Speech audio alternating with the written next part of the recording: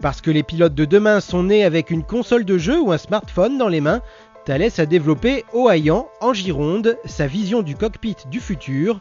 Appelé Cockpit 3.0 ou Audi 6, il prend en compte les évolutions du rapport homme-machine, une véritable révolution. D'avoir une interface beaucoup plus ergonomique qui masque au pilote finalement la complexité du système.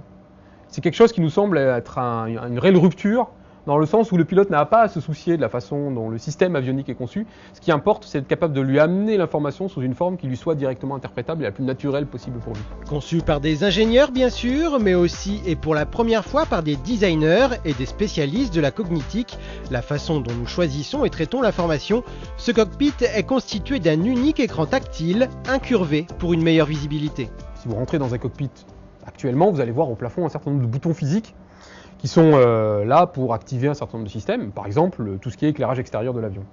Et là on a essayé de travailler par exemple sur comment on pourrait faire pour enlever un certain nombre de ces boutons et puis les ramener sur cet écran de façon à interagir beaucoup plus simplement. Par exemple, si je suis en mode roulage au sol, je vais pouvoir appuyer sur un bouton directement qui me dit je suis en mode roulage et automatiquement les boutons vont s'activer d'une façon cohérente de ce que je cherche à faire à ce moment-là. Intuitif, ce cockpit est également complètement modulable.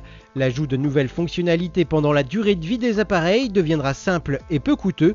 3D et reconnaissance vocale pourront être intégrés pour plus de facilité de pilotage et plus de sécurité. Vous retrouvez complètement à droite une image synthétique du monde extérieur qui permet aux pilotes, quelle que soit la situation météorologique, de comprendre comment le monde extérieur est structuré. De comprendre en fait qu'il y a une montagne à droite, même quand on ne la voit pas. Adaptable à tout type d'avion et d'hélicoptère, le cockpit 3.0 intéresse déjà les avionneurs.